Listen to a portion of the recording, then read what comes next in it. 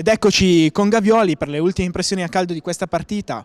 Tristino che è partito subito in pompa magna, poi ha faticato un pochettino con un Tronvercelli che forse non si aspettava, non saprei neanche come definire bene sto giro.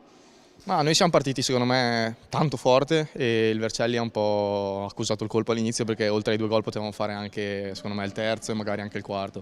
Non è stata così, il Vercelli è rientrato in partita, ha giocato la sua partita e il peccato oggi è stato il palazzetto vuoto perché già fuori dal palazzetto ci sono un sacco di tifosi del Vercelli che cantano, quindi sarebbe stato bellissimo giocare anche da avversari davanti a un palazzetto bello come questo, visto che l'hanno fatto nuovo e pieno soprattutto.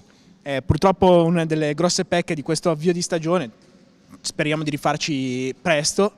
Te, autore di un'ottima partita, belle reti, ottime giocate, come valuti un po' l'impatto nella stagione? Ma stiamo facendo secondo me una stagione di cambiamento, abbiamo cambiato molto, abbiamo vinto un trofeo, quindi siamo sicuramente partiti alla grande, dobbiamo continuare a lavorare, lo stiamo facendo molto bene e secondo me partita dopo partita stiamo migliorando singolarmente e di gruppo, perché alla fine questo è quello che dobbiamo fare per arrivare fino in fondo. Allora, buona continuazione e ci vediamo al ritorno. Grazie.